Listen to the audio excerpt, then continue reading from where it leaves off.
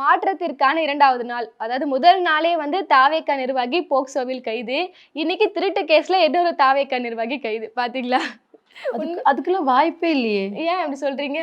மாற்றத்துக்கான கட்சியை போய் திருட்டு கேஸ்ல எல்லாம் ஐயோ! அப்படி இல்ல.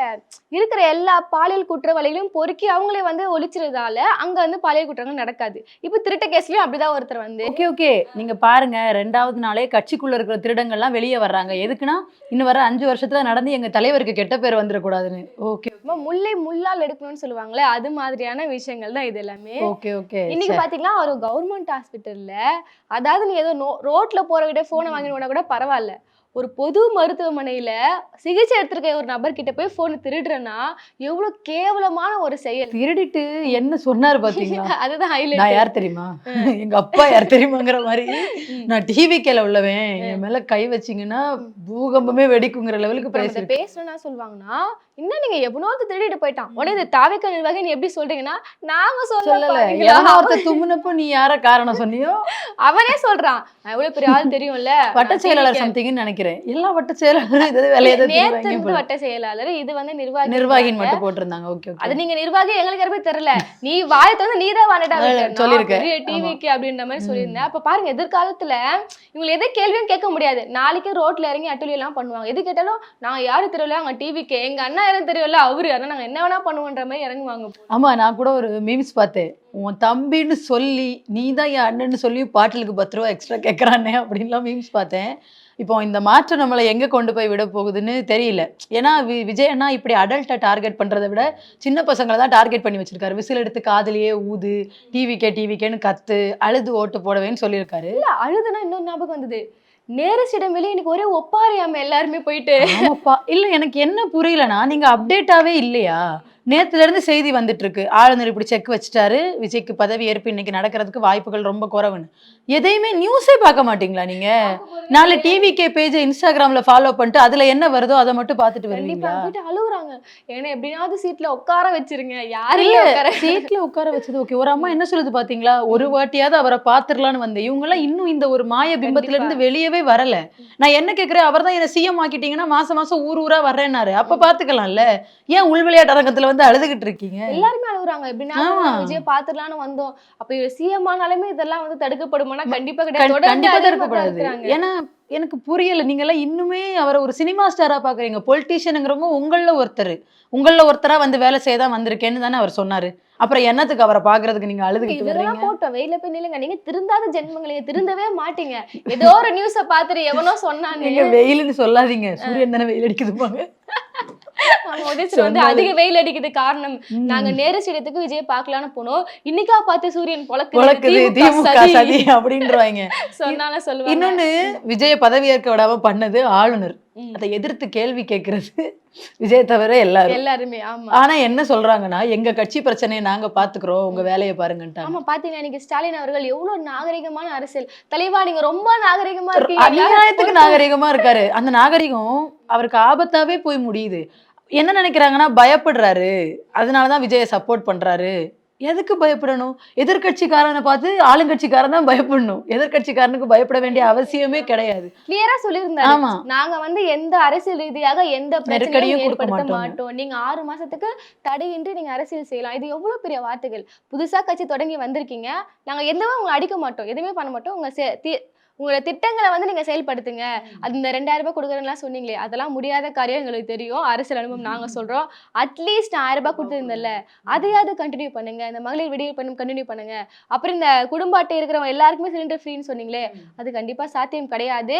இப்படி ஒரு எதிர்கட்சி இப்படிதான் பேசுவாங்க, சாத்தியம் கிடையாது. ஆனா ஒரு நாகரிக அரசியல்ன்றது நீங்க பண்ணா சந்தோஷம்னு. அதான் நான் என்ன சொல்றேன்னா, நிறைய பண்ணாரு, ஆனாலும் ஏதோ ஒரு அரசியல் காரணங்கள் அவரை சுத்தி இருக்கிறவங்க பண்ணதா, இல்ல மேபி அவர் பார்வைக்கு நிறைய விஷயங்களை எடுத்துட்டு போகாம இருந்தனால நடந்த விஷயங்களால மாற்றம் வேணும்னு உங்களை தேர்ந்தெடுத்திருக்காங்க. இப்ப வரைக்கும் உங்களுக்காக நீங்க என்ன பேசுனீங்க? எதுவுமே பேசல. நீங்க யாரை எதிர்த்தீங்களோ அவங்கதான் இது அரசியலமைப்பு சட்டத்துக்கு எதிரானதுன்னு உங்களுக்காக நிக்கிறாங்க, உங்களுக்காக பேசுறாங்கல்ல. ஆளுநர் வந்து அவரை இப்படி செய்யக்கூடாதுன்னு.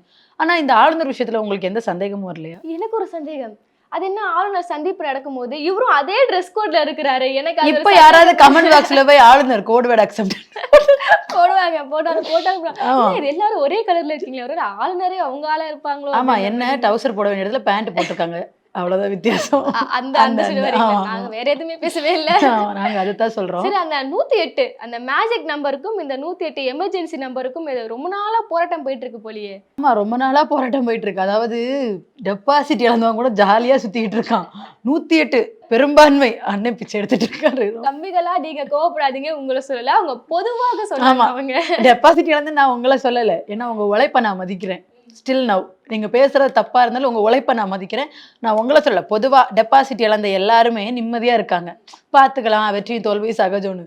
108 108 108ன்னு எனக்கு என்னமோ 108ல ஏறி போக வேண்டியது இல்ல. இந்த 12 எம்எல்ஏக்கள் அவங்க டிமாண்ட் வைக்கிறாங்கல்ல, அப்ப நீங்க யார் உழைப்புல இப்ப நீங்க சிஎம் ஆக போறீங்க? இப்போ கம்யூனிஸ்டுக்கும் விசிகாக்கும் வராங்க, இப்ப உண்மையா ஆதரவு தராங்கன்னு கூட வச்சுக்கோங்களேன். அப்படி நீங்க ஆதரவு தந்து அதுக்கப்புறம் நீங்க சிஎம் ஆனீங்கன்னா யார் உழைப்புல நீங்க மேல போயிருக்கீங்க? கரெக்ட். கம்யூனிஸ்டுக்கும் விசிகாவுக்கு கூட நின்று பிரச்சாரம் பண்ணது யாரு? திமுக, உதயநிதி ஸ்டாலின். உதயநிதி ஸ்டாலின். அப்ப அவரோட உழைப்புலதான் இப்ப நீங்க சிஎம் ஆகுறீங்களா? சொல்ல போனா நீங்க உழைக்கவே இல்லை. இந்த 108 எம்எல்ஏக்கு உள்ள உழைப்பு கூட உங்ககிட்ட கிடையாது. உங்களை நம்பி எப்படி தூக்கி கொடுத்தாங்கன்னு இன்னும் எனக்கு புரியல. உதயநிதி உழைப்புல சிஎம் ஆகுறீங்க, அப்ப அந்த நன்றி உங்களுக்கு இருக்குமா?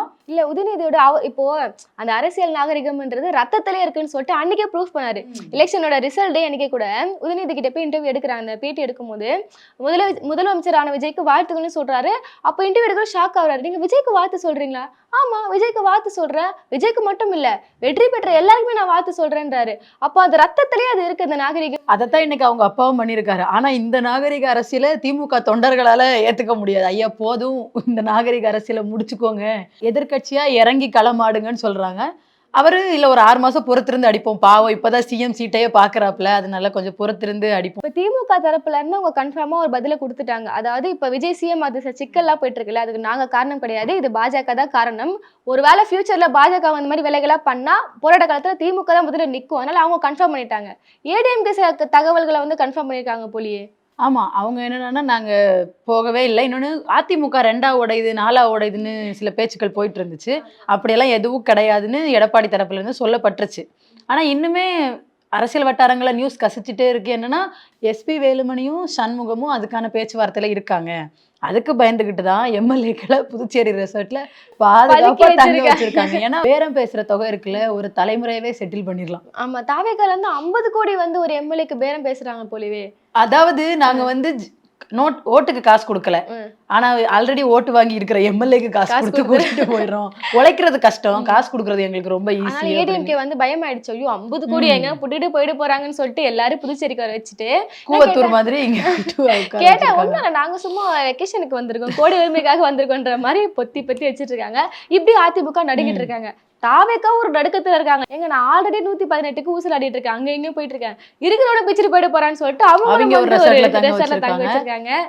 இன்னொரு எம்எல்ஏக்கு தட்டுப்பாடு வர வாய்ப்பு இருக்கு. யாராவது ஒரு ஆளை அவை பேச்சாளர் ஆக்கும்போது 106 குறைஞ்சிரும் அவங்களோட இது. ஏன்னா திருச்சி கிழக்குல ராஜினாமா பண்ணி இடைத்தேர்தல் வந்துதான் ஜெயிக்க வேண்டியிருக்கு. எம்எல்ஏ குறையும் போது தேவைப்படுற எம்எல்ஏக்களோட அதிகம் இன்னும் அதிகரிக்குது. ஆனா இப்ப 3 பேர்கிட்ட பேசியிருக்காங்க, 4 பேர்கிட்ட, அதுல பாமகவும் அடக்கம். பாமக கிட்டையும் பேசிட்டு தான் இருக்காங்க. காங்கிரஸ் 5 எம்எல்ஏக்களோட போயிருக்காங்க. விசிகாவும் கம்யூனிஸ்டும் போவாங்களா போக மாட்டாங்கன்னு அவங்க ஊசல் ஆடிட்டு இருக்காங்க. ஒருவேளை போனாங்கன்னா அவங்களுக்கு தேவைப்படுற எம்எல்ஏக்களோட எண்ணிக்கை சரிசமமாயிரும். ஆனா பாமக நாங்களும் வர்றோம், பாமக 4 எம்எல்ஏ வச்சிருக்காங்க, நாங்களும் வர்றவங்கன்னு பாமக போனா விசிகாவும் கம்யூனிஸ்ட் போக மாட்டாங்க. சோ விஜய் பாமகவுக்கு அழைப்பு விடாம இருக்கிறது நல்லதுன்னு தான் எனக்கு தோணுது. இல்ல, காங்கிரஸை பத்தி இவங்க போனா ஓகே, அதெல்லாம் விட்டுருங்க. ஆனா காங்கிரஸை பத்தி பேசி அவனுமே இவங்க பண்ணது முதுகுல குத்துன ஒரு செயல் தானே, பச்சை துரோகம். கிட்டத்தட்ட கன்னியாகுமரியில வெடி வச்சு அதை செலிப்ரேட் பண்றாங்க. ஆமா, கோஷோலாம் போடுறாங்க, ராகுல் காந்தி பச்சை துரோகி ஒழிக அப்படிங்கிறாங்க. ஆக்சுவலா அவங்களுக்கு காங்கிரஸ்ங்கிறது திமுகவுக்கு பிடிச்ச ஒரு பீடை. நீங்க அதை ஒழிச்சு விட்டது சந்தோஷம். ஆக்சுவலா எலெக்ஷன் முன்னாடி சீட் ஷேரிங் சமயத்திலேயே விரட்டி விடுங்கன்னு தான் எல்லாரும் சொல்லிட்டு இருந்தாங்க. இதை திமுக தலைமை அப்பவே கேட்டிருக்கலாம். இல்ல, எனக்கு இப்ப நான் வருதுன்னா விஜய் முன்னாடியே ஹிண்ட் கொடுத்திருந்தாரு, உண்மையான காங்கிரஸ் எங்க பக்கம். அதுக்கேத்த மாதிரி இன்னைக்கு காலையில ஒரு நியூஸும் கிடைச்சிருக்கு. காங்கிரஸோட செய்தி தொடர்பாளர் SRS இப்ராஹிம் அப்படிங்கிறவரு ஒரு நியூஸ் கொடுத்திருக்காரு. தேர்தலுக்கு முன்னாடி அவர் தாவேக்கா ஐடி விங் கூட சேர்ந்து வேலை பார்த்திருக்காராம். எதுக்குன்னா அவங்களுக்கு கிரவுண்ட் தெரிஞ்சிருந்ததுனாரு. தனி மனுஷனா அவர் மட்டுமே தாவேக்காவை சப்போர்ட் பண்ணேன், இப்ப யாருக்கும் தெரியாமன்னு அவர் கொடுக்கல. அந்த இதுல அவர் என்ன சொல்றாருன்னா, எங்களுக்கு களம் தெரிஞ்சிருந்துச்சு. இது ராகுல் காந்திக்கும் தெரியும், மாணிக் தாக்கூருக்கும் தெரியும், சோடங்கருக்கும் தெரியும். முன்னாடில அப்ப நீங்க பிளான் பண்ணி வேலை செஞ்சிருக்கீங்க. சோ விஜய் சொன்னது உண்மை, காங்கிரஸ் எங்க கூட தான் இருக்காங்கன்னு. அப்ப நீங்க வந்து டிஎம்கே முதுகுல குத்துறதுக்காக வெயிட் பண்ணிட்டு இருந்தீங்களா? உண்மைதான் போலங்க, பின்னாடி வேலை பார்த்திருக்காங்க. உங்களோட நிர்வாகிகளை ஜெயிக்க வைக்கிறதுக்கு அவங்க களத்துல பிரச்சாரம் பண்ணிட்டு இருக்கும்போது நீங்க சைலண்டா எதிர்க்கட்சிக்கு வேலை செஞ்சுட்டு இருந்தீங்க. நீங்க எப்படியாவது ஜெயிக்க வச்சு மேல கொண்டு போயிடுங்க, நான் போய் தாவேகாவோட போயிடுறேன் அந்த பிளான்ல தான் இருந்திருக்காங்க. ஏன்னா தாவேகா பிரச்சாரம் பண்ண போகாது. சோ தாவேகா பிரச்சாரம் பண்ணலனா விசில் சின்னம் விஜயோட சின்னம்னு விஜயோட முகத்துக்காக ஓட்டு வர வாய்ப்பு இருக்கு. ஆனா நமக்கு வேலை செஞ்சாதான் ஓட்டு வரும்னு வேலை செய்யற ஆட்கள் கூட இருந்து அவங்க உழைப்புல எம்எல்ஏவை வாங்கிட்டு இப்ப வந்து யாருக்கு உண்மையா வேலை செஞ்சுட்டு இருந்தாங்களோ அவங்க பக்கம் போயிட்டாங்க. அழிவு காலம் நெருங்கிடுச்சு. அடுத்ததான் காங்கிரஸ்ல இருந்து நிறைய நிர்வாகிகள் விலகி இருக்காங்க. இது வந்து இந்த மாதிரி பண்ணக்கூடாது, இது ஒரு அரசியல் அடிப்படை நாகரிகமே கிடையாதுன்னு காங்கிரஸ்ல இருந்து நிறைய நிர்வாகிகள் விலகி இருக்காங்க. எனக்கு ஒரு டவுட்னா இப்ப உங்களுக்கு தெரிஞ்சிச்சு உண்மையான காங்கிரஸ் என் கூட தான் இருக்குன்னு சொல்லி பேசினாரு. இன்னொரு மேடையில எப்படி மாத்தி பேசுறாருன்னா, டிஎம்கே வந்து சிறுபான்மை ஓட்டுக்காக காங்கிரஸுக்கு வந்து பல கோடி கொடுத்து கையில போட்டுட்டு இருக்குன்னு சொல்லி ஒரு மேடையில பேசினாரு லாஸ்ட் அவர் மீட்டிங்ல. எப்படி அவரால் இந்த மாதிரி பேச முடியும்? இவர் எத்தனை கோடி கொடுத்தாரு தெரியலையே. 2 மினிஸ்டர் சீட்டு அதுக்காக போட்டு நாக்கத்தவங்க போட்டு போயிட்டாங்க. அங்க என்ன சொன்னீங்கன்னா, உண்மையான காங்கிரஸ் ஏன் கூட இருக்கு, உண்மையான காங்கிரஸ் திமுக வச்சிட்டு இருக்கு, என்ன நீ மாத்தி மாத்தி மேடையில பேசுறீங்களே எல்லாம். அத கூட விடுங்க. இப்ப பாருங்க அவர் எதை சொன்னதை செஞ்சிருக்காரு நீங்க நினைக்கிறீங்க? ஊழல் பண்ண மாட்டேனாரு. சாரே ஒரு ஊழல்வாதி, அது முத பாயிண்ட். இப்ப நீதிமன்றத்துல ஏதோ வந்து மறுபடியும் அந்த புலி படத்துக்கு வரி ஐவு பண்ண வழக்க தூசு தட்டுறாங்களாம். கொஞ்சம் சிஎம் ஆக விடுங்கடா அந்த பாவம். அது அவரே ஒரு ஊழல்வாதி முதல்ல. அப்புறம் செங்கோட்டையன் அவர் ஊழல்வாதி இல்லையா? ஆதவர்ஜுன lottery விக்கல, Bussy Anand black ticket வைக்கல, இவங்க எல்லாருமே ஊழல்வாதி. இவங்க எல்லாரையும் கூட வச்சுதான் நீங்க ஊழல் ஆட்சி எதிர்க்கிறேன்னு சொன்னீங்க. இப்போ வாரிசு அரசியல் மக்கள் ஓட்டு போட்டிருக்காங்க. வாரிசு அரசியல் ஒரே சிரிப்பா இருக்கு. ஜெய் சொல்லுவால, எனக்கு எங்க அப்பானா தாங்க பயம், மத்தபடி ஐ லவ் யூங்க. அந்த மாதிரி மட்டும் தாங்க எதிர்ப்பேன். எனக்கு கூட வந்து வாரிசு திமுகவோட வாரிசு அரசியல் தான் எனக்கு பிடிக்காது, மத்தபடி ராகுல் காந்தி எனக்கு ஓகேங்க, டபுள் ஓகேங்க அப்படின்னு. அது வாரிசு அரசியல் இல்லையா? அது வாரிசு அரசியல் வராது. ஏன்னா ராகுல் காந்தி வானத்தை பொத்துக்கிட்டு வந்து குடும்பமா ஆட்சி செய்து குடும்பமா ஆடுறாங்கன்னு சொல்லிட்டு அதை வச்சு நான் பேசுறாரு. அவங்க மாமியார் வந்து அவ்வளவு பெருமையா பேசுறாங்க. லீமா ரோஸ் இருக்காங்களா ஏடிஎம்கே, நான் இங்க இருக்கேன், என்னோட பையன் வந்து புதுச்சேரியில இருக்கிறாரு, என் மருமகன் வந்து இங்க இருக்கிறாரு, அவங்க தங்கச்சி இங்க சொல்லிட்டு நீங்க குடும்ப அரசியல் பேசலையா? என்ன இது? இன்னொரு நியூஸ் அவங்க என்ன சொல்லுவாங்கன்னா, நாங்க ஆளுக்கு ஒரு கட்சியில இருக்கோம், நீங்க ஒரே கட்சியில இருக்கீங்க, அதான் பிரச்சனை. அவங்களுக்கு ஏத்த மாதிரி மாத்திப்பாங்க. இன்னொரு நியூஸ் கூட கசிஞ்சுது, இந்த ஏடிஎம்கேல 33 எம்எல்ஏ வந்து தாவேக்காக்கு ஆதரவு கொடுக்க போறாங்க, 2 வடையை போய் சொன்னாங்களே, அவங்களுக்கு லீமா ரோஸ் வந்து ஃபண்ட் கொடுக்கறதா ஒரு விஷயம் வந்து வெளியே வந்துச்சு.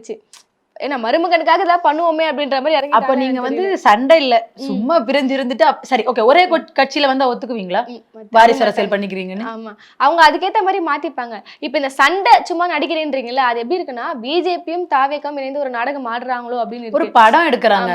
ஒரு ஹீரோ இருப்பாரு, அவருக்கு வந்து சக்சஸ் ஆகணும்னு இருக்கும், நடுவுல ஒரு லவ் இருக்கும், அப்படியே போக அந்த லவ்வுக்காக நிறைய பண்ணுவாரு, அப்படியே போகும்போது ஆன்டகானிஸ்ட் வந்து ப்ரெஷர் கொடுப்பாரு, அதுல இருந்து மீண்டு வருவாரு, இன்னுமே விடமாட்டேன்னு திருப்பி திருப்பி ப்ரெஷர் பண்ணுவாங்க, எல்லாரையும் அடிச்சு முடிச்சு இப்படி வீரம் படத்துல லாஸ்ட்ல ஃபைனலா பிஜிஎம் போட்டு வர்ற மாதிரி நாயகன் எப்படி எழுந்து வந்து ஜெயிச்சாருங்கிறத கதை.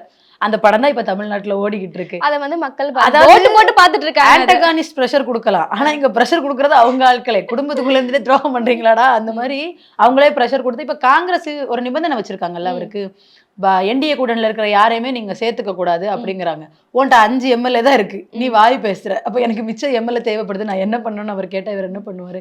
இன்னொன்னு சிவி சண்முகமும் எஸ்பி வேலுமணியும் சேர்ந்து பேசி எடுத்து ஒரு 30 எம்எல்ஏவை கூட்டிட்டு வந்துட்டாங்கன்னு வைங்க, காங்கிரஸ்ல அவருக்கு தேவையே படாது. கண்டிப்பா. அப்புறம் காங்கிரஸ்க்கு திமுகவும் இல்ல, தாவேக்காவும் இல்ல, நிக்க வேண்டியதா, அப்படியே நிக்க வேண்டியது. ஆனா பழையபடி ஆயிரும், காங்கிரஸ் ஒரு பய தமிழ்நாட்டுல மதிக்க மாட்டான், அப்படி ஆயிரும். நீங்க என்னதான் இது மறுபடியும் வந்து கெஞ்சினாலுமே திமுக சேர்த்துக்க மாட்டாங்க. ஏன்னா இவங்க வந்து இது வந்து ஒரு வார்த்தை சொல்லிட்டாங்க, இது தேர்தலுக்கான கூட்டணி. இது வரைக்கும் அது அப்படி இருக்கல, இப்ப தாவேக்கா கூட போகணும்னு இவ்வளவு மோசமான அது வந்து கொள்கைக்கான கூட்டணியா இருந்துச்சு, பேசுறாங்க தேர்தலுக்கான கூட்டணி அப்படின்னு. சோ இந்த இதை நீங்க முறிச்சதுமே அவங்க என்ன பண்ணிட்டாங்கன்னா, இப்ப ரீசெண்டா ஒருத்தர் திமுக சப்போர்ட்னால மேயர் ஆயிருக்காரு, அவரை பதவி விலக வைக்கணும்னு திமுக கேட்டிருக்கு. இப்ப நீங்க திமுகவுடன் கூட்டணி முறிந்ததுன்னு அபிஷியல் நியூஸஸ் கொடுக்க ஆரம்பிச்சிட்டீங்கல்ல. மறுபடியும் கேட்கிறேன், உங்க கூட்டணி அவங்களோட 22 எம்பி வெளியே வந்தா சாரே நீ எதிர்கட்சி தலைவர் கூட கிடையாது நாடாளுமன்றத்துல, எப்படி முழங்குவீங்க சார்? எப்படி நின்று கர்ஜிப்பீங்க சார்? சோ அடிபட்டு வரட்டும், பொறுத்திருந்து பார்க்கலாம்.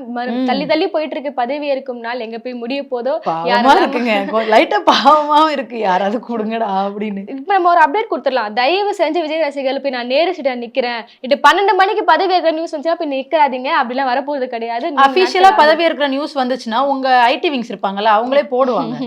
நேத்துல இருந்து நியூஸ் வந்துட்டு இருக்கு, இவ ஆளுநர் செக் வச்சிருக்காரு, ட்ரெஸ் கோட் எல்லாம் போட்டு போய் செக் வைக்கிறாரு, என்னன்னு தெரியல. அதை புரிஞ்சு நடந்துக்கோங்க, கொஞ்சம் அப்டேட்டா இருங்க, நியூஸ் பாருங்க தயவு செஞ்சு. நம்ம பொறுத்திருந்து பார்க்கலாம். எனக்கும் வந்து விஜய் எப்ப சிஎம்மா பதவி ஏற்க போகிறாருன்ற மாதிரி ரொம்ப ஆவலா இருக்கு. பொறுத்திருந்து பார்ப்போம்.